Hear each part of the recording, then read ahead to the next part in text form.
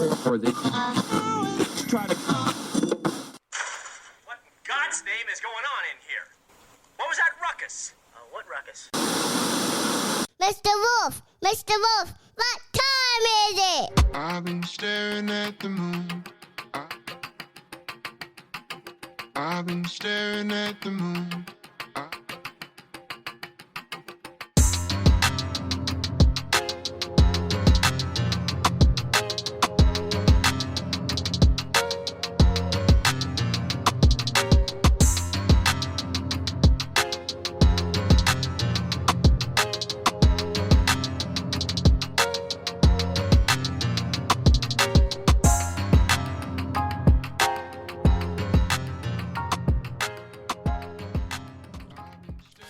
What up, though, y'all? We back. This is Skeet Gross with my dog Cass. Casanova Hefner. You know what I'm saying? Cass Hefner. You know, so we back in here. This is 12 a.m. Wolf. This is episode 2.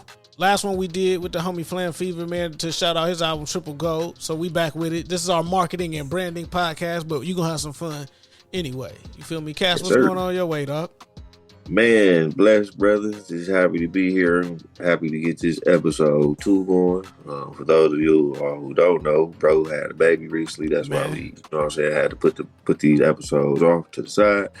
But we here. That's just the tip of the iceberg, man. Shout out to Lil Man. But like, that's the tip of the iceberg. Yeah. You know, my wolf pack is getting bigger. Yeah, man. That's what it is, bro. I had to call back for backup, man. Look, you holler at the moon, like, hey, bro, help me out with this. So, you know. So, Cass, what I want to do is, man, to kind of set the tone for like these next couple of episodes, man. I really want to chop it and use this platform, you know what I'm saying, this time around to like break down like marketing themes, you know what I'm saying, and branding, because both of us, you know what I'm saying, have experience in the same line of work. You know what I'm saying? We came up together. First off, if you knew, like, this my brother, like real brother, like from all the way back in the day. We talking like, you know what I'm saying, 11, 12 years old type, you know what I'm saying? And yeah, we were. Was it 10? I think we were doing drill. I think that was like 10, 11. Yeah. Yeah, matter of fact, yeah, we about 11. Cause then we did NYSP together. So yeah, and you had to be 13. Hey, you that, did. Yep, I remember that. You had the golf club there. Yeah. Man, we thought you was gonna be Tiger Woods of the hood, man. We thought I was gonna be a lot, but you know, that's how. But hold on, no. This is episode, man. I want to do a little bit of an origin story, man, because like again, like what I want to accomplish with this podcast is show the interminglings or the inner workings of like how the street carries over into corporate, or like how that skill set, you know what I'm saying? There's magic on the inner city corners, you feel me? Like, and a lot of us don't know that. Like, we talked about me having my son and all of that, right? And that's like the button on a chapter of like rediscovery, and like we about to go on a journey, like, you know what I'm saying, like beyond that. Yeah. But I say that because like, bro, I look back and I'm going through some stuff in therapy and stuff, and it's like, oh shit, like I basically have been running a business since I was 13. You know what I'm saying? Like how we was like moving around and how we had things structured. It was like a business. And I'm not talking like no street stuff. Do you not remember when you used to sell the coupon books? Yeah. Yeah, and you see what I'm saying? The pizza, the pizza kits. Man, I ain't gonna lie. Shouts out to Mama Gross, because boy, I used to love coming over there, boy. Especially when the Red Wings in the playoff time. You know what it is. Saturday night hockey and pizza. I'm trying to tell you, boy, and that pizza and the breadstick, boy. Yeah, but background wise, right? You feel me? You've been in promotions for like a long time. Like I always joke, like my first job was in front of a nightclub, right? And I said that on the Most Known Unknown podcast a while back, and everybody thought, you know what I'm saying, I was making that shit up. But it's like, nah, I really, you know what I'm saying, at a young age was running around in the mix. You know what I'm saying? That's why I'm in the house now. Yeah. But like, you was a party promoter, you know what I'm saying? You was a branding guru. You've been an A&R, you know what I'm saying? A manager, like booking agent. Like, so that's where I want us to kind of like, you know what I'm saying? Intersect that. That's cool. So basically, like, where to start? So first job was sweeping up hair at Sylvester's Barbershop on Finkel and Manor. Okay. You know, in the barbershop, everything in the barbershop is pretty much marketing. Everything is word of mouth. You know what I'm saying? Barbershop talk is kind of where you learn your sports. That's kind of where you learn, you know, depending on who went there, you might hear some old heads talking about lawnmowers or whatever. You know what I'm saying? Then got into the work field. First job was really at Fuddruckers, which is somewhat of marketing again. Yeah, you know, you remember those days. Well, hold on. And I'm asking you, that's why I want us to start from the beginning. Because when we was coming up, bro, it was not cool to be smart. Like, for real. Like, and I'm talking like book smart. Like, we had the street smarts because that was just survival. But, like, it was not cool to be book smart, right? And so, like, most people, like how smart we would have tried to be like a caddy at a golf course. Remember, that was the hustle back then. And then you meet people, hey, young black man, you get the Fresh Prince story arc where it's like, somebody sees that you're hustle and drive. That was me in front of the club. But everybody ain't had that. Everybody's parents could get them to the, you know what I'm saying? Yeah, like, they was real selective. I think we was too ghetto for that shit. You know, my mom worked Monday through Friday. Step Pop was at work at that time back then. You know, that's when he was working at the prison. So it was kind of like all of my stuff had to be like early morning stuff. So, you know, I did the dap steps and all that. Then, you know, my mom was big on education for real. So both our parents was, man. Yeah, for real. So basically, I honestly can say like my first kind of thing with marketing kind of really popped off with when I got into the club. Thing. And now from looking where I'm at now compared to back then, my marketing has always been different because I look at things from a consumer's standpoint. So when people come and talk to me, they want to talk to me because they know I'm going to always look at things not from an owner's perspective, but more so from the person who you selling this product to. And it's somebody who I don't mind spending my money. I don't need to have a discount when I know that the quality of the product is going to be what it needs to be. Right. So for me, with marketing, I just always try and get people to understand if you can keep, and I don't want to say minimal or middle class, but when you can keep your crowd of people who you know don't have a lot, but they are willing to sacrifice to spend with you. Yeah. You as a business, and me from being these managers and A&Rs and things, you gotta show some love back. Yeah. You gotta give the people what they want so that they keep coming back to you. What they want, but you also have to give the people a quality product to where it's worth having though. Yeah, you see what I'm saying? Like, I'm with you. Prime example. I would keep it a bean. You know, I'm a hustler. I've been out the streets now. We going on 3 years clean. You know what I'm saying? Proud of you, Doug. Proud of you, man. Appreciate it. You know what I'm saying? But good work gonna sell itself. You know what I'm saying? Like, but in the midst of you having good work, you also have to make sure that your price is at a range so where people don't think you too cheap, but you also have to keep yourself within a box. So it's like this box. And people don't like to be in boxes, but everything we do in life is basically a box. It's north, just a bigger south, box. Yeah. East and the west. It's a box. You know what I'm saying? Yeah. You have to have high quality product, but from a consumer's rate, you want to have a high quality product to where your consumers can still spend top dollar and feel like they still get. So right there, I want to start our first marketing theme that I want to cover or like kind of walk through, and I learned this, and again, man, we came up how we came up, and the reason why I even asked you to be on this show, bro, because I remember how we used to move and all that. And I went to college, and my minor, you know what I'm saying, was marketing and all that. And for me to be able to understand, and that's why I'm about to walk through this next one, the 4 P's of marketing, right, was what I learned, like marketing 101, first day of class, right, first day of the semester. And the way that I was able to conceptualize this was like if I was hustling, you know what I'm saying? Like, and so that's how I made it for me. So, like, when I say the 4 P's of marketing, I'm talking product, price, place, and promotion. You feel me? And so you speaking to like making sure that your product is crafted in a certain way. One that is, you know what I'm saying, going to be enticing, you know what I'm saying, and appealing to the consumer. That's going to be worth them even stopping to look at. And then they I tell people all the time, it's when you go to the bread aisle, it's it's like 200 brands. It's brands you never even heard of. But guess what? It don't matter if they on the bottom shelf or all the way up on the top shelf. They have places. Yeah. And they are still being places with names that people are constantly used to seeing. You got your Hostess white bread. You got your Sara Lee honey bread. You got your wheat pride. You see what I'm saying? And then your bread can be up underneath these three, but if your bread stands out and you get the right consumer, yeah, you might not be as big as those other three. But guess what? The money's still gone. People still gone. You want to know a secret? Can I tell you a secret that I learned in the marketing game? Good. Because to your point, everything is consumer driven. Like, bro, I done took consumer behavior classes, like all of that stuff. Do you know even in the price, that's why some stuff be like $19.50 or $19.49 or this, that, $14.99. You know what I'm saying? Because you think psychologically, oh, well, at least it ain't $15, or if it's $19.99, at least it ain't $20. And you program. Now you like, it's going to be like $21, $22 because of all the tax and all of that. But in your head, it's programmed that it's a perceived value that you're going to get for this product. You feel me? That's where that's coming from, and why it's strategically put like that. When you look at cars and they're like, oh, this is the new Toyota XZX4.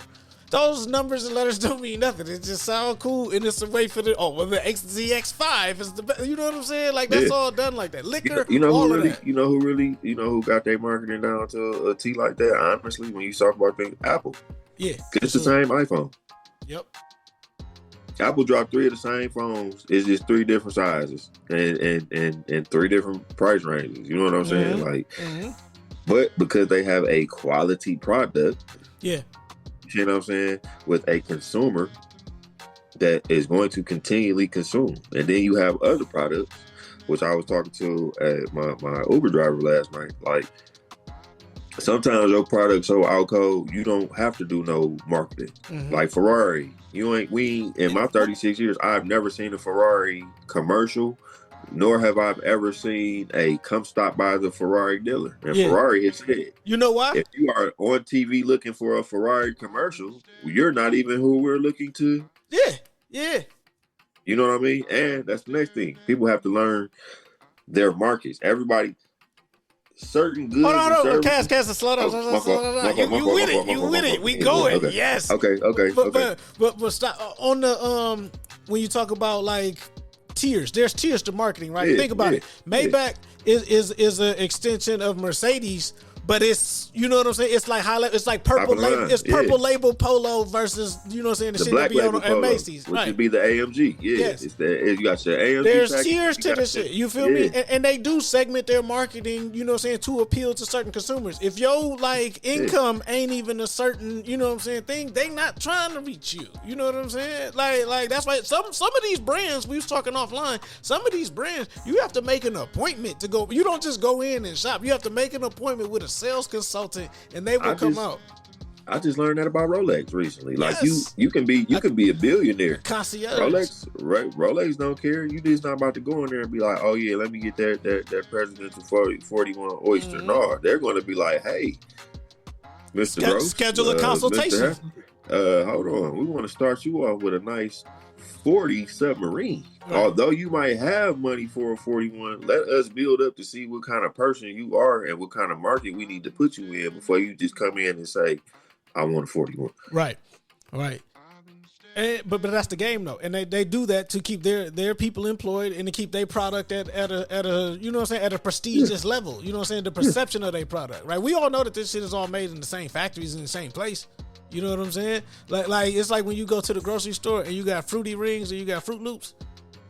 Fruit Loops, man, you know bootleg Fruit Loops. It's the same thing. They just different packaging. They can't brand Toucan Sam the way that they did. You know what I'm saying? The other one. That part.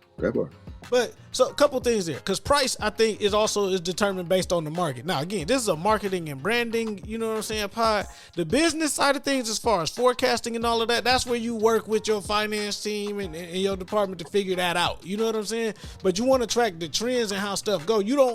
It's like the shoes. You don't want to be. You can be Jordan, or you could be Starberry and Shaq. You know what I'm saying? Like, and pick somewhere in between there. But understand that your price also goes along with your perception and also determines the quality. Also, a little bit of business tip. In order for you to make a profit, you gotta like make sure that you pricing it, you know what I'm saying, where you can like turn even. If it costs you $10 to make something, you gotta make sure that you make at least 15 off of, you know. So here's the main thing that I try and get people to understand about that as well. A lot of people feel like because I broke even, I lost. You never lost when you break even. Mm-hmm. I don't give a fuck, and I do apologize for the language, but I don't give a damn if you spent $500 and you only get $500 back. You didn't lose. Now you might have lost some time that you could have did towards something else, but financially, from a financial standpoint, breaking even is always great because you didn't lose. You could have been broke. You didn't win. You here. Yeah. And sometimes with marketing, sometimes you got to take a L. Yeah. Because sometimes the loss that you take, that you think you took, to everybody else you win. Well, here's the thing, and this is why I wanted to start the show too, bro. Because like I've been in marketing for 15 years. I'm a senior, you know what I'm saying, consultant, Fortune 500, all of this stuff. But we do the freelance work on the side and all of that, right? And my thing is like I'm trying to, you know what I'm saying, close the gap between people who trying to get their products and the consumer that they trying to reach. You know what I'm saying? Right. With as minimal budget as possible, because everybody don't have the thousands and millions of dollars that these bigger companies is spending, right? Exactly. So you got to be like cookie cutter lasered in to like who you trying to like reach when you do the stuff. You feel me? Like it's like that, you know? You know what I like? I like when small businesses, you ever like go to a restaurant and you wait in the line and you'll see like somebody who might make cakes or something like that. Mm-hmm. You can be like at McDonald's or something like that, and they'll slap they cake thing like right there on the window in McDonald's. Sometimes they'll let it slide, sometimes they don't. Well, like, you know, it's a neighborhood company. They'll let you put your business card on the outside, but you be surprised at the barbershop where you leave your flyers up along the thing. You be surprised going back to placement, colors. You know what I'm saying? Also marketing, because I don't want to get too far forward, because you know I know we want to talk about all of the different steps of marketing, but what I can say to the people who listening is marketing is honestly whatever you make it. Yeah. If you send out a text message every day to say, hey, I'm selling dinner today, that's marketing. Yeah. Even if you're only sending that small business people who listening, let's just say you are about to start making plates. You need to get you 20 solid people who you know gonna buy plates from you twice a week before you need to start worrying about if you can sell 50 plates to 50 strangers. Because go ahead.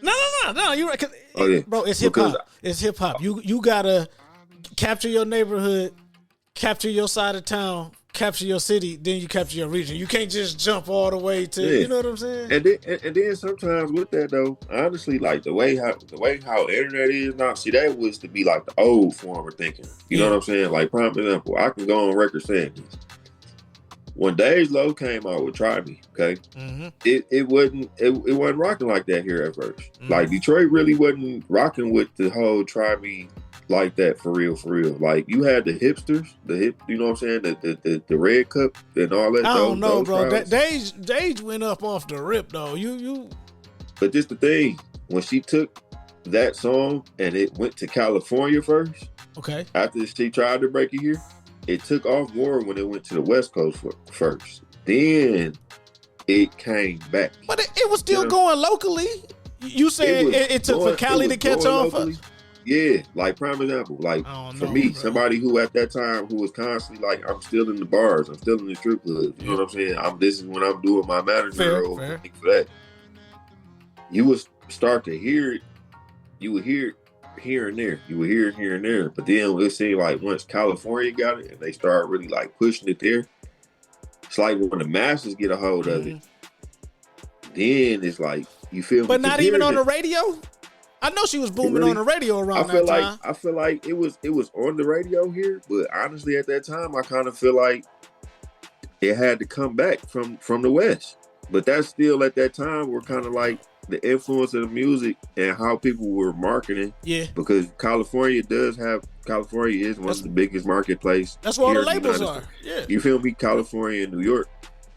It took off there because once the labels got a hold of it and seen what their locals was doing there, then it was like, oh, well, shoot, they ain't really rocking with in your hometown? Well, shoot, that's overpriced. Right. You see what I'm saying? They gonna tax you on the marketing budget. That's it. You see what I'm saying? So sometimes, like, in today's times, it's like, you might have a home, like, prime example, I'm in Michigan, you in Texas. You see what I'm saying? Mm-hmm. If I'm doing something and you got a Texas influence, but you rocking with it more because you're out of town, your influence because you're out of state can get me more people here because a person will be like, well, shoot, if bro rocking with it all the way down there, how the hell we ain't rocking with it up here? You see what I'm saying? Like I said, marketing is really... that was the strategy. Remember, that was the strategy when I was doing college radio. That's how when I was down in Ohio, yeah. It's just... You just have to have, and here's the next thing. What I like about the marketing too is, what people don't know is, marketing is really one of those things to where you get to be super creative. Like, you can wake up one day and be like, you know what? I want to go get 1,000 balloons made today with my label on it, with my whatever the business is, and however way people can you know what I'm saying, reach me. Mm-hmm. But the marketing part is this. When you strategically go to every other store, let's just say you riding up Woodward and every other store got this tie-dye balloon on it, you're going to catch people's eye. Somebody's going to get out their car to go, what do this mean? Balloon on every other door. Now, I'll say it like this, though. Because that's even in my day job, that's what I specialize in, what they call grassroots marketing, guerrilla marketing. That. You know how we used to do on the promo teams. Yeah, you go up, put some flyers in the barbershop, hit the mall up, you know what I'm saying? Hit the high school, you know what I'm saying? Pass out flyers at the big events. But here's the thing. Being in marketing for 15 years, people think that, like, that's the creative part. Yes, that's the fun part. The creative part is only 20%. When you see these shows and people be, we thinking of big ideas, let's have a brainstorm session. That shit only happens 20% of the time. The other 80%, you are literally running the same play over and over again. Bro, how many times we used to play live and all of that? You play the same, you play the same game, but you just run it the same way over and over. And I'm telling y'all this, the reason is, even your point about the balloons, the reason why you're doing this is you want to track to see where it is, and then if what's working, then that's where you put more money to. So let's say you passed out flyers, you hung the balloons like along the, you know what I'm saying, along the street.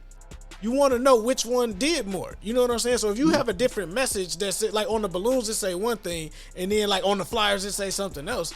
You know what I'm saying? And you have a different link you track that link back, and then you can determine, more was for the flyers than it was for the balloons. Next time we'll get double the flyers. You feel me? And one of the key things that I want everybody to consider, right? We was talking about the 4 Ps. But you need to understand with marketing what your goal is. And it's 2 things. Are you looking for lead generation, which is sales? Are you trying to convert sales? Or are you just trying to get brand awareness, right? Brand awareness is like, I'm scrolling by. Oh, that's cool. They got this. Cool. Next. Now, lead generation is, they got this cool shirt. I should buy this now. You know what I'm saying? So you got to determine when you market. Also, you have to know. A lot of people, glad you said that. A lot of people are honestly marketing from a standpoint of brand awareness, and that is okay. Yeah.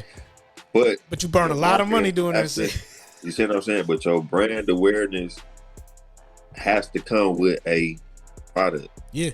Like, Wendy's ain't just doing Wendy's commercials and there's not a new burger coming out. You see what I'm saying? Mm-hmm. Like, things aren't just being repetitively put out there now like how they were a few years ago, because now the consumer rate is out of control because everybody has social media. So with that, like you said, you run the same play. Yeah. Frequency is what it's called. You know what I'm saying? The frequency, but at the same time, it's like with you running that, you don't also want to become the hamster in the wheel, because now you're running this play and you're not going anywhere. Right. You know what I'm saying? And now this is where you get to where smaller businesses, you did all that brand awareness, but you didn't take the other money that you needed to make sure that you had, going back to what I said at the beginning, you got a high quality product to go with this brand awareness, because you have situations to where people know, like, certain stigmas get on the places. Like, prime example, people still ask this day about certain restaurants. Like, who going to get Church's Chicken? I'm not going to Church's Chicken to get no chicken. I know I'm going to get the biscuits with the extra honey butter. I'm going for something else. I'm not going for You see what I'm saying? You're going to meet somebody over there. That's not. You see what I'm saying? But they are a staple. But that is still, and this is what people have to understand too. Sometimes your marketing you can have a negative, which is in today's time it's like they're talking about it regardless, or you can have flawless. No, bro. One time, man, I was working for the agency. Our agency, our client, our biggest client was McDonald's at the time, man. And like McDonald's in the inner city, right? So I remember being in a meeting, and it's just like McDonald's store number, whatever. Yeah, right. And they, we got to figure out how to get, they sales up and do this and that. And I looked, and so I'm, looking it up on the map. I'm like, oh, that's the Murder Mac. And I blurted that out in a meeting by mistake. I wasn't trying to like say it out, like, you know what I'm saying? And everybody like, the Murder Mac. Like they had never heard, right. And this when World Star was popping. And so like, you know what I'm saying? It was a video that was up there, this and that. And they're like, why are you doing it? Who gonna pull up there to get it? You know what I'm saying? You know how it is when you're driving through like around, and so like that was a whole thing, right? But now we worked out a plan to like help her out and stuff. Her sales went up. You feel me? But at the time, you know what I'm saying? Like it's how your brand is perceived, how it affects sales. You know what I'm saying? The bottom line. And here's the next thing too with that. You can have a negative connotation, but people are still going to pull up because yes, that has been known as the Murder Mac since we was like 15, 16. But when they drop that fish fillet, every time, listen, it ain't even a fish fillet. Anytime you drive by the Murder Mac between the hours of 2 and 5 o'clock, Murder Mac, which people don't know, is attached to a gas station. Yeah. But and it's one way that in, one way out line to is drive slapping, through. and they ain't there to get no gas. They pulling up to McDonald's to go get that, like you said, that filet of fish with a Big Mac with a small fry with extra mac sauce, no pickles. Yeah. Well, one thing, and you touched on this too, though, but what I learned in my time, like working for McDonald's, because they sent us to like their headquarters in Chicago, like Hamburger U, right? And you think that Hamburger U, like, oh, we gonna network. You did that, but like, bro, when I say they schedule started from 8 o'clock in the morning to 5:30, you know what I'm saying? In the afternoon, just presentation after presentation after presentation after presentation, just big ass binder and stuff, bro, with like how they do their campaigns, brand extension, line extension, like it was so much shit. And so I say that to say, when you talk about like the fillet of fish, think about it. You only during Lent, which is identified, you know what I'm saying, like February into March is when you gonna see that. Then they rotate that out, and if it's a media calendar, right? Or like a content calendar. My favorite. Everybody talks shit about the McRib, but guess what? The McRib come out at least for 2 or 3 weeks every summer. Yeah. I remember one time there was a conversation about like a watermelon drink. And like, statistics show, you know what I'm saying, black people like watermelon. So it was like, oh, well, this will do great in this market. And so even with the commercial, I was like, man, we can't do no commercial though. Like you can't show nobody, watermelon. And it's like you can't have black, And it's like, but black people love watermelon. And it's like, no, we do. But we don't want you showing us that we do. The back end, especially from this country about watermelon and black folk ain't gonna, bro, you feel me? Yeah. Yeah. Do you remember back in the day, the Kool-Aid commercial where my man showed up to Rucker Park with like the long basketball shorts he had on the wristbands and everything? The Kool-Aid man, like costume, all of that, pulled up to Rucker Park and was dribbling through his legs, throwing alley-oops off the backboard. He dunked it. Oh, yeah. And then the little black kid with an afro was like, yeah, Kool-Aid man. Like at the end. And everybody's like, this is racist. They did that commercial because it said, oh, black people love Kool-Aid. You know what I'm saying? It highly indexes in the African-American community at 41%. Let's give it to them. It was across from us because we know black people like basketball too. Yeah, y'all like black. Y'all like, listen, y'all, we had all these like Mike commercials. You know what I'm saying? Yeah. So we know y'all want to be like Mike or Kobe, and then Kobe is drinking Kool-Aid. You know what I'm saying? So yeah, it works. But with the marketing, that's one of the ones where you gotta kind of know your gray areas. Like for me, when we were doing party flyers, we had to be careful what you're putting on the front of the party flyers. Because at one point it had got to where places like Oakland University and Wayne State, it couldn't be no girl on the flyer with a bikini on. Yep. It had to be, you had to have books you had to have books. Some scholarly looking, you know what I'm saying? Scholarly looking things an apple in a clock, to be able, a pencil. you see what I'm saying? Yeah, yo, facts. No, who I've seen who had some great promotion during the time was Deja Vu back in the day. Okay. You remember the old Deja Vu flyer that you would get when we would leave something, when we used to go out and we would leave like the regular club and you would bump into the people who still had you. Deja Vu would give you a card. It said Deja Vu. It let you know what it was, and the card said, "This is your voucher. This is your $20 to get in." Yeah, you know what I'm saying? It's customer retention, though. Yeah, that's good. It was more of a you knew where you were going because of what it was, but you didn't have to market what it was you were selling because people know what this is. You see what I'm saying? And this goes back to the 4 P's, like you said earlier. You have to have, with marketing, your product has to be solid. Yeah. Even if you selling a shitty product. Oh yeah. Car salesmen do it all the time. Bro, you bought some stuff from Temu? I haven't got anything from Temu yet, but I have seen, it's easy. But Oh, this looks cool. Like the guy who got the teeth from Temu, and they look like the chiclets from I'm gonna take you back. I'm gonna take you back. You ever got an action figure from Shoppers World back in the day, like Juno's? Yeah. You're like, this is not the same as Toys R Us. That's a different type of action figure. That's not Hulk Hogan. But you play with it for a minute until you went to. I don't want his arm to be up. And you push that arm down. And you push that arm down, and that arm pop out the socket, and you can't put it back in there. Stuck like that. It's stuck like that now. Like, you know what I'm saying? It don't move that way. It was certain bad product. That's bad product. You can have a shitty product, but if it's marketed correctly, you can. Prime example, Shoppers World. The every day, like, low price. And you know what I'm saying? I'm up here in Michigan. I know Texas is still trying to finally get. You talking about with the Wii? Y'all can get some medical or some recreational going, but like right now, the person who started with the fancy packaging is now upset because now people don't care about the flower. They want like. The weed package, bro, you can get a whole Game Boy now to come with a 3.5. Well, what the hell do you need a Game Boy to get high for when, okay, I get it. You might play with this in the midst of you after you consume, but here's the thing. Is that product that you consuming, is it worth it? Right. And a lot of these products, especially in that world now that I can speak on, people, it got to a point to where it was like, do you want the weed or do you want the pretty bag? Right. This is why the prices is up. Myler bags took the weed game to a whole nother level because here's the thing. I can have a bow of this same strand that Cass, you want to have. Cass, for our new listeners out there, can you explain exactly what a bow is? So I can have the same pound of weed, okay? Okay, so we're going to do it like this. Lois in Texas, okay? I am in Texas. I am not... Yeah, he's in Michigan. So let's just put this out there for him. He ain't doing that. But this is just for an example. Marketing tip. So matter of fact, we'll put you in a state to where it's legal. I'm in Michigan. We just gonna say bro is in California. Okay. Yeah. What people don't know now is Michigan has become the new California mecca for marijuana because our water is better. Yep. California has the better dirt, but we have the cleaner water. Yep. Okay. Cleaner water is better for the plants, but that's whatever. Wait, we're growing plants? So to say this is this.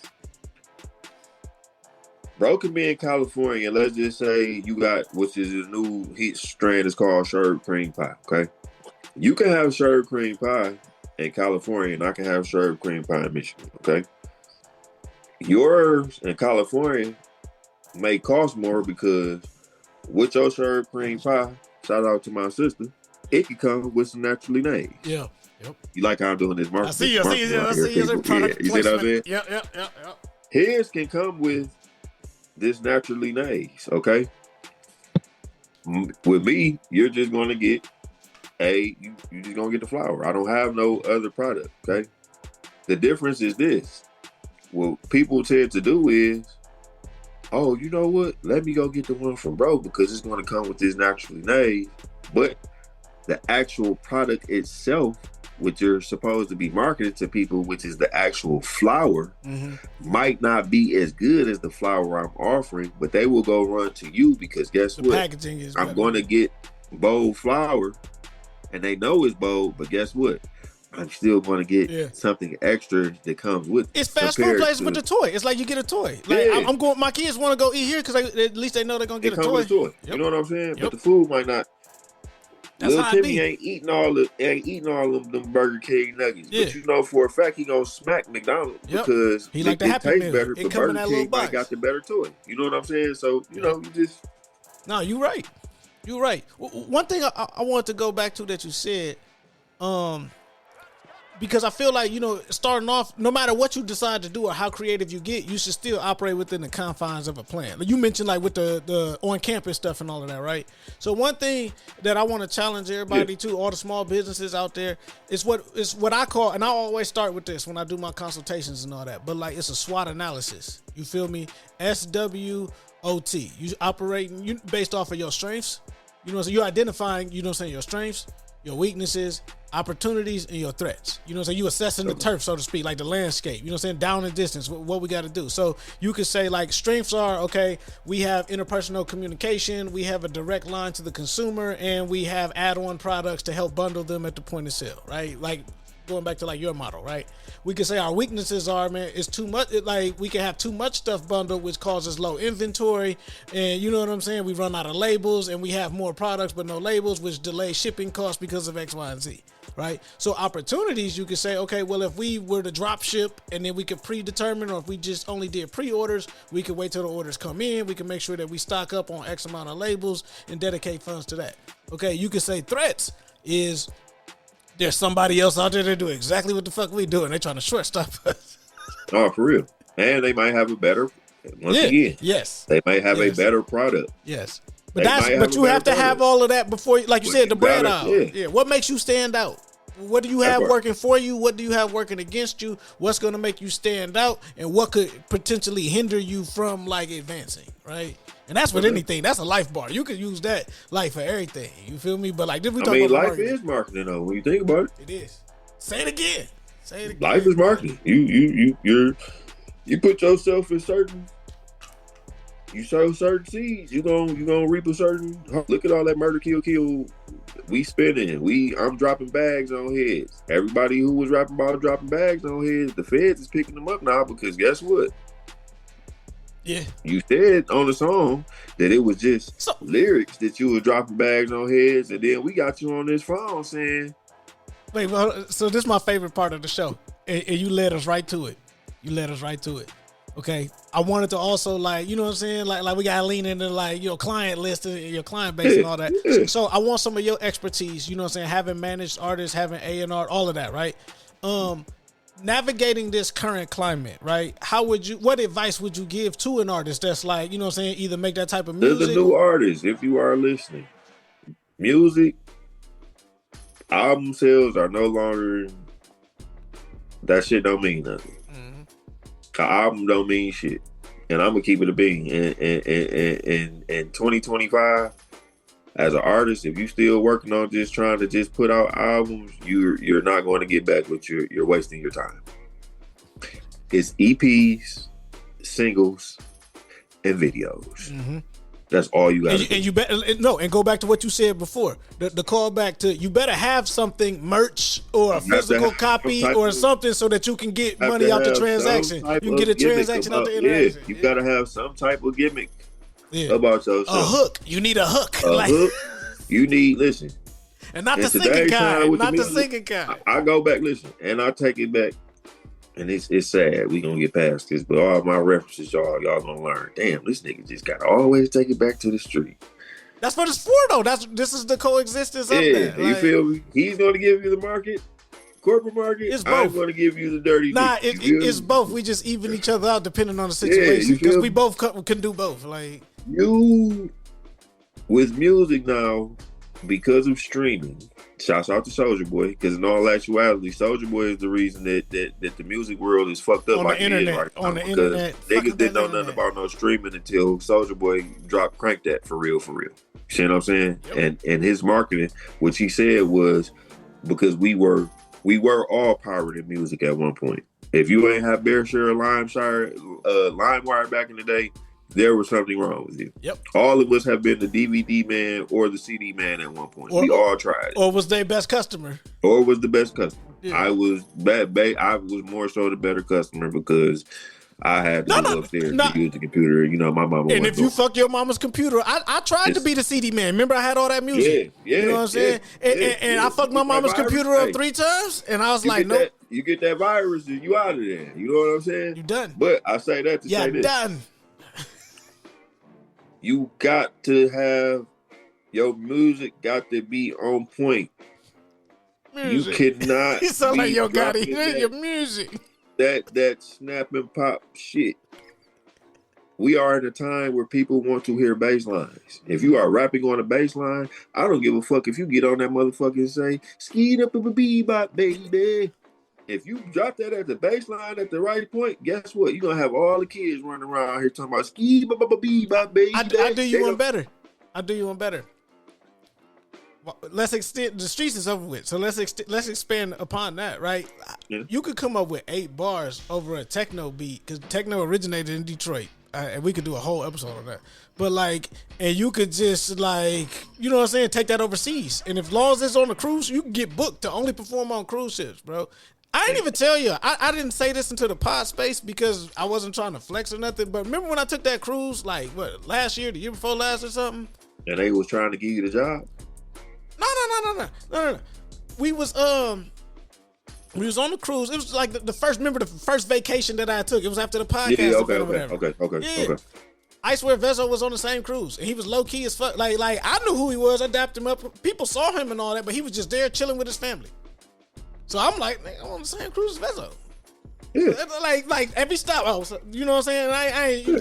I used to be there every time you see a nigga at the party. Oh, what up, though? What up? Every time I speak to you once, and it's like, all right, whatever. You know what I'm saying? Yeah. But like that's when it hit for me. Like, oh, okay, all right, I'm on a, you know what I'm saying? I'm operating on a different type of level now. So I gotta like, you know what I'm saying?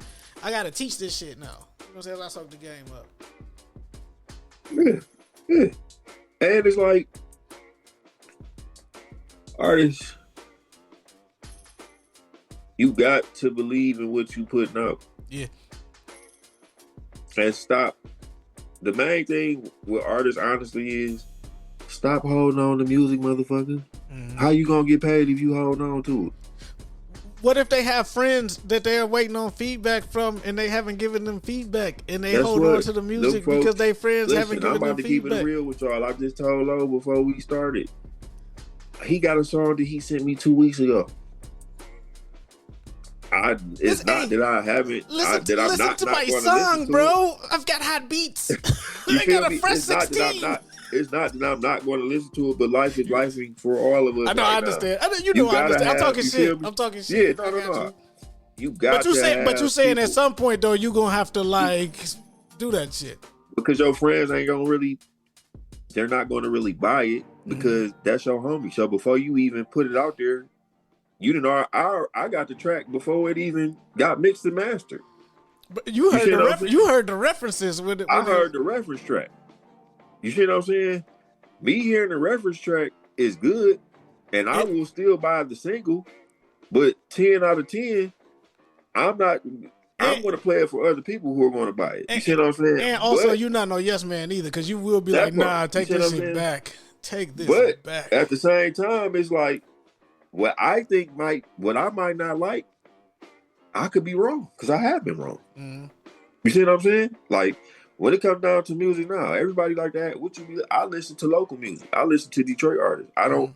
To me personally, I feel like if I'm gonna, when it comes to bigger, I do like some of the bigger artists, but I'm sorry, I still like street music. Yeah, that's just me. Yeah. I like to hear, and no, I'm not condoning it. But I like to hear we smoking dead ops. I'm not smoking dead ops, but I like the fact of the matter that gets me through my day. Mad and was able to, instead of you being out there really doing that, you went to the studio and you rapped about it instead. Yeah. Regardless if you did it or not, because that's another thing with this dead now. A lot of people are doing things with their products that you don't even gotta do. You ain't gotta do that. Yeah. Just because you got a cookbook don't mean you got to walk around with a chef outfit on all day. Right. Think Snoop Dogg. You can have 100 things going on, and when it's time to push and promote that, you do that, and then when it's time to push and promote something else, you go do that. Yeah. You just have to know where your, like I said, life is marketing. You have to know, like he said, what your SWOT is. What where are you sweet? Where are you strong? Where's your weaknesses? Where's your opportunity? And where is your threats? Yeah. When it comes down to people who make music, for those of you who do music, your threat to yourself is the lack that you have within yourself about putting your music out. Because you could have a song that you did 4 years ago, and this is what I tell artists that I work with. Guess what? That song that you don't like it because you made it and you think it's supposed to sound a certain type of way. But when I play it and I think it's sweet, and then I go get around my cousins and them, and I'll be like, let me see the auxiliary chord real quick. And as soon as the beat drop, I see heads. Yeah. And then it go, oh, whoa. Start that over, bro. What did he say? Yeah. You gotta. Juicy J said that. Juicy J said he'd be overseas. And it was our jam too growing up. Slob on My Knob. He said he performed that song. He said, I hate that song. He said, but every time I go somewhere, they ask me to perform that song. I wrote that song when I was 17 years old. I just was high after school one day, said some bullshit, and moved on to the next record. He said, but everybody loves that. So that's an iconic song from our era. And the beat them been sampled, all of that stuff. It could come on at any point. If it dropped, I'm gonna forget where I'm at.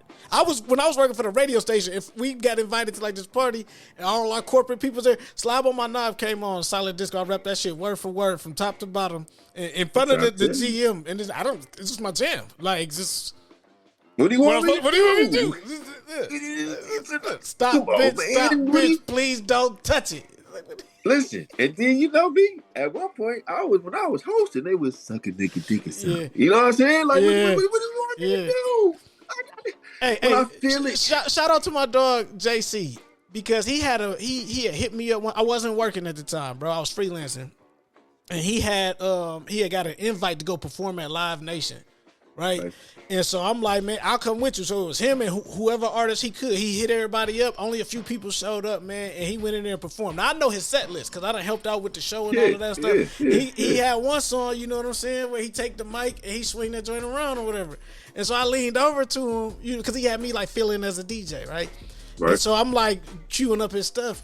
Mind you, I can't DJ for shit. I can hit play and I can sort the shit. I know how to work this shit. You know what I'm saying? And support my dog.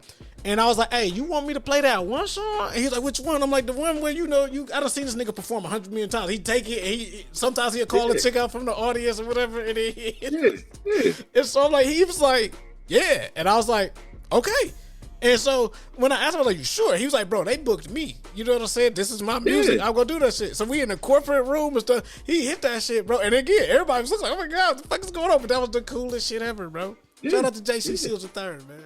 And you got to remember, people, when you are marketing, shock value is very important. Hold on, though. Is it? Because nowadays, and that's a future episode, but like nowadays, the shock value is like, we're going to talk about it let me put it like this. Give him a teaser, and then we're gonna talk about it next week. Okay, yeah. So I ain't telling you to spray paint your whole body with your market and be running nude. That ain't what I told you. You don't want me to wear a diaper for the whole summer just to promote babies? It worked for the baby, though. It did. You see what I'm saying? And this is where But it's not going to work for you out there watching this. You see what I'm saying? Don't do that. And this is where you got to learn, going back to what your strength, your weakness, your opportunity, and your threat is. I remember seeing, because he had a whole nother name before he was the baby. Yep. And we was all like, but once again, that's the thing, though. We are in times now to where people's negative comments can turn out to be positive marketing for you. Mm-hmm. But there are certain connotations and asterisks that you don't want to have affiliated with your product and what it is you're selling. Yeah. One, you don't want to be known as a con man. Nope. You can't be a liar or a thief. Yeah. You gotta have trust. You have to establish trust. Yeah. You can do, and here's the thing. If you decide because there are probably some people out there, you know, the OnlyFans thing is going on still. Fansly and all that type of stuff. They have to market like that because that's the type of clientele that they are getting. But if you decide that you want to do something like that, you also have to remember, people remember the type of marketing that you put forward. So if you don't just want to be known, if I'm put you like this, depending on what your market is or what it is you selling, need to be what you're doing. If you're selling, prime example, Naturally Days. Yeah, there you go. You feel me? This is a hair care product. You can also use Naturally Days oil for your beard. So if you are a barber, guess what? Use it. It helps you. The only complaint that we've heard in the past 6 years of her making it and selling it is that it makes the hair grow back too fast.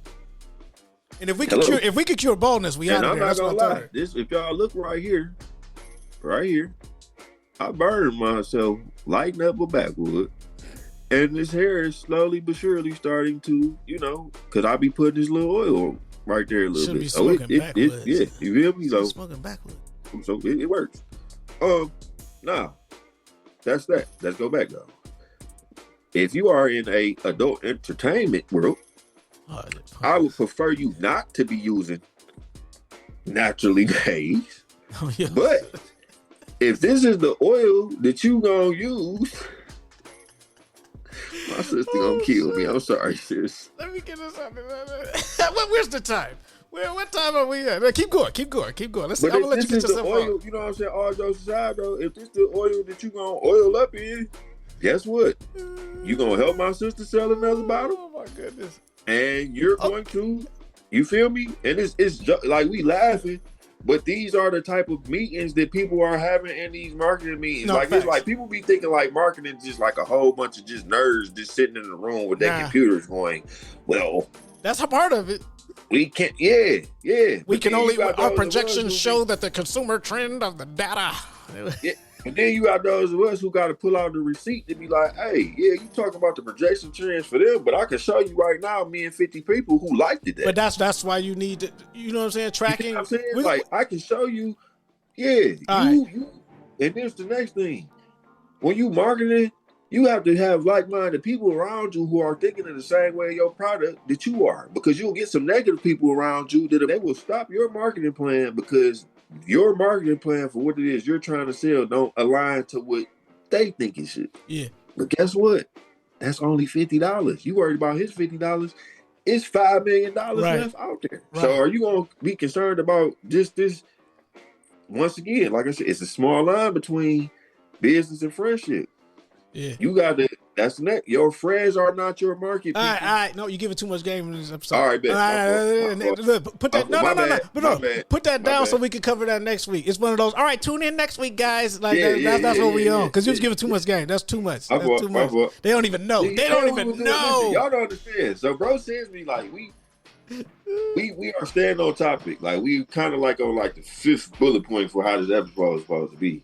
Nah, it's still a flow. It's still a flow. Yeah, it's a flow of things. So things are going to come out. So y'all going to have to, it's going to be certain things I'm going to write down for y'all to come back to. But that'll be made, we'll come back to that. But let me just say this before we get out. Your friends, your everyday day ones, the people who you talk to on a regular basis, I am sorry to tell you this, but this is going to be an eye-opener. They are not your market. Nope.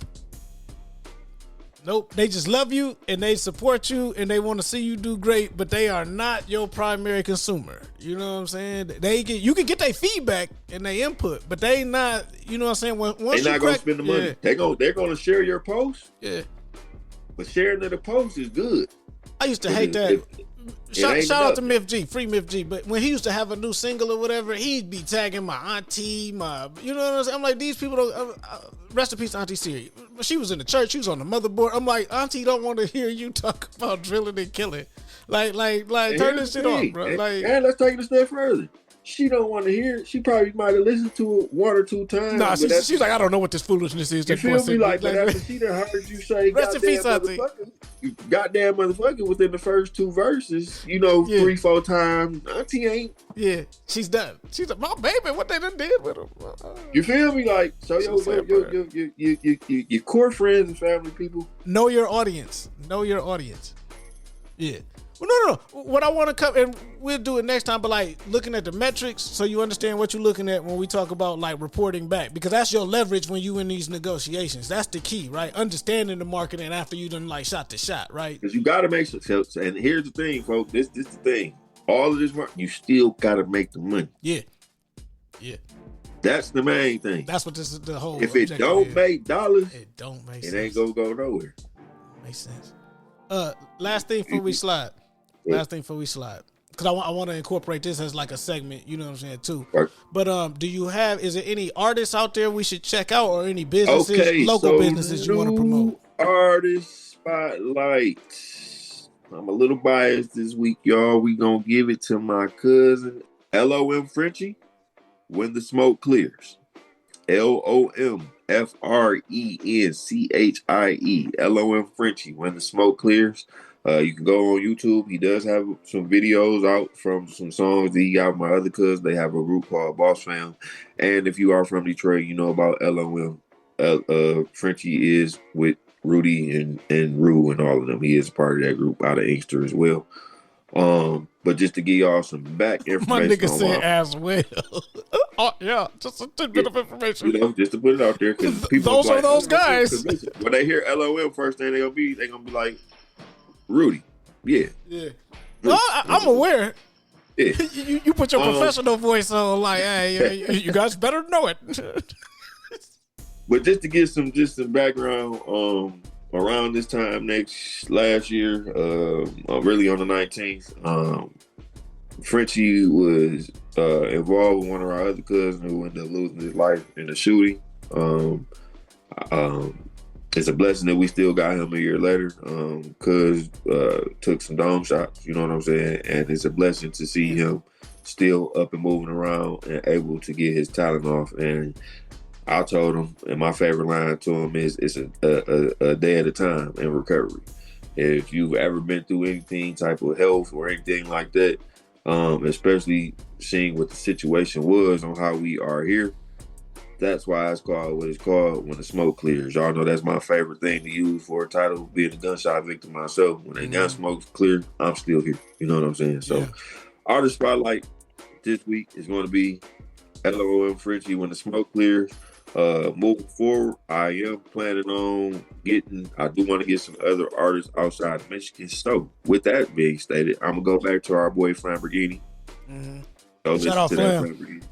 You know what I'm saying? And then is there one other person? This person I'm working with. I have some more artist spotlight for y'all moving forward. Other add-on I forgot. I was letting you talk, but shout out to Gage 313. You know what I'm saying? Dispensary over there. Shout out to my boy Watt. You know what I'm saying? They got good flavors. You know what I'm saying? He roll them out every month and all that. But if you go over there, kind of like we were saying, he'll get you on like a recommendations list. You'll get like his selections for the week. Every time I come back to the city, he'll pick me something out and be like, oh, you get this one, you be straight. All right, go about your business. You feel me? So y'all make sure you go check them out at Gage 313. It's over there on like 8 Mile. I forgot what the cross street was. It's like Freeman. You know, I ain't been up there in a minute. That's the east side, ain't it? Nah, it's on the west side. On the west? Okay. See, it's like 8 and Evergreen, I think it is. Oh, okay. Well, see, that's funny because my homeboy got the shout out to Love Cannabis right there on 7 Mile and Evergreen. My boy Rue. I went to college with Rue. Yeah, so, you know, black owned for people out there who. Look, everything we support on here is black. We support everybody, but like, we're going to put the black people on. But no, like, but actual, like, Love Cannabis, like, you know, Gage is like a bunch of them. You know what I'm saying? Mm-hmm. It's a bunch of people there, but Love is black owned. They do get products from everywhere, but that's like one of the staple black owned dispensaries that we got here in the city for real. Facts. that have allotted all of the BS that they was coming up with people getting their licenses and all that stuff. So From way shout out back to- in that first wave when the Oh, you know, I dispensaries had was one coming out. myself. I know, You what I I'm know. saying? First wave. Yeah. You know what I'm saying? So yeah, That's why I back know it's when it was- important to you. Yeah. Yeah. You know what I'm saying? Like back when it was kind of like free range for it, but you know they didn't put regulations and all that stuff. But yeah, like I said, artist spotlight is gonna be hello Frenchie once again when the smoke clears, and you know, like you said, for those of us who are up here in Michigan, if you listening, you can stop at Gage, go holler at Cal, or you can go holler at my people at Love Cannabis over on 7 Mile Avenue. For sure. All right, give me your social medias and all that where they can follow you. Then we about to slide up out of here, bro. Social media is just gonna be you can find me on Instagram and Twitter at Casanova Hefner. I don't give out my Facebook. I feel like that's more of a private thing for close friends and family. Like I got a stupid long 2,000 people waiting to be added, but I ain't gonna lie. Facebook, it's a different world now. So I don't, you know, I use that to keep that's where I keep. Keep up with everybody. That's your Rolodex. That's your contact list on your phone. Listen, I'm not gonna lie. I use Facebook to keep up with birthdays. That's really. That's my go-to for birthday. Because, you know, Facebook tell you. Yep. It can tell me, like, yep, low birthday today. You got a cousin you ain't talked to in 6 months. His birthday was 2 days ago that you forgot. Hey, happy belated. Oh, good. Your favorite cousin that you just talked to 2 days ago that you wonder how come they lightweight mad at you. You find out, like you just said, birthday was 2 days ago. No, you talk. It's even worse when you call someone, hey, man, I need you real quick. You know it's my birthday today. They there with well, happy birthday. Can you be here at 5? Like... Yeah. So, yeah. Oh, and don't forget, we do got merch. Yeah. Go get that merch. 12 I was gonna holler at bro outside the show. Link in bio. On possibly, you know what I'm saying? I think sooner or later, me and Lo gonna start putting our faces on these shirts. You know what I'm saying? Instead of the 0, it can be like his face. I ain't trying to put my face on no shirt, bro. Because I'm fading to the background. I just want my brother to put his face out there for it. You know? Yeah. Well, no, because on Inaudible Ruckus, that's not me, but like it's got the little man with the headphones on. It's a little man. Like, oh yeah, shout out to Inaudible Ruckus. That's it's the network, baby. It's network. We here. But yeah, y'all can follow me at Skeet Gross. You can follow me the entire platform at Inaudible Ruckus _podcast. You can follow 12 a.m. like the agency overall at 12 a.m. Wolf. Well, no, it's the 12 a.m. Wolf on Instagram. Yeah, it's the 12 a.m. Wolf. Yeah. See, look, new show, man. It's a new show. But yeah, and then the main thing is y'all subscribe on YouTube. That's where this is really about to be. You can subscribe everywhere on Apple Podcasts, Spotify, and YouTube. Okay, I'm trying to get into the YouTube space. Here we go. Here we go. But yeah, this has been episode 2 of the 12 a.m. Wolf Show, and we out. Peace. Ow.